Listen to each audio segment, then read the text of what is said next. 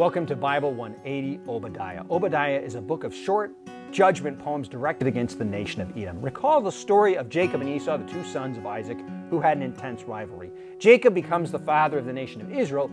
Esau becomes the father of the nation of Edom. There was a lot of tension between these two nations, but the worst takes place after the Babylonian captivity. The Babylonians are marching off Jerusalem's Jews into exile, and the Edomites come to exploit the other Jewish cities. They took advantage of many Jewish refugees and in some cases murdered them.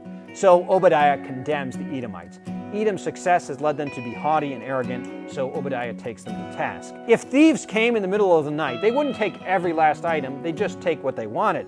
But Yahweh will be exacting when He brings judgment upon you because of your violence against your own flesh and blood. You should not have rejoiced at the misfortune of your people or exploited your brothers. Then Obadiah says, "The day of the Lord is near for all nations. As you have done to others, so it will be done to you. Your deeds will be returned upon your own head. Yet, Yahweh promises, I will restore my people. The nations who act unjustly will stumble and be burned up in the holy flame of my people. My people whom I have currently exiled will once again occupy the land promised to them. They will dwell in the mountains of Esau and the land of the Philistines, and the barren country of Ephraim will be filled again." Now remember, at this time, the northern kingdom is already destroyed and Jerusalem is a burning ghetto. Nevertheless, Obadiah promises Israel will be reunited and Jerusalem will be a holy city of the Lord once more. The book closes saying, "And the kingdom will be the Lord's." Now what can we take from Obadiah? Yahweh is jealous for His people.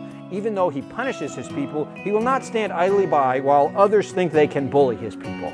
When God chastises His people, it's not done without restraint. He has not forgotten them. Rather, He wants them to come to their senses and return to Him. The Hebrew word for Edom is actually written the same way as the Hebrew word for humankind. Halfway through the book shifts focus from the small rivalry of the nation of Edom to the plight of all humankind. Humankind is often treacherous, betraying and exploiting those closest to them, even betraying their own flesh and blood. This should not be. So God's judgment against humankind is actually a welcome reprieve from injustice. Deception, arrogance, and treachery will not be tolerated forever. God will establish His kingdom. It will be according not to the plans or the will of humankind, which always falls short, but according to His own good desires and righteousness. The Lord's purvey is not limited to one small nation. He is tuned into the plight of all humankind, and His solution in justice will address the universal struggle of sin. Of course, we'll get a much more complete picture of what this looks like when Jesus arrives on the scene announcing the kingdom of God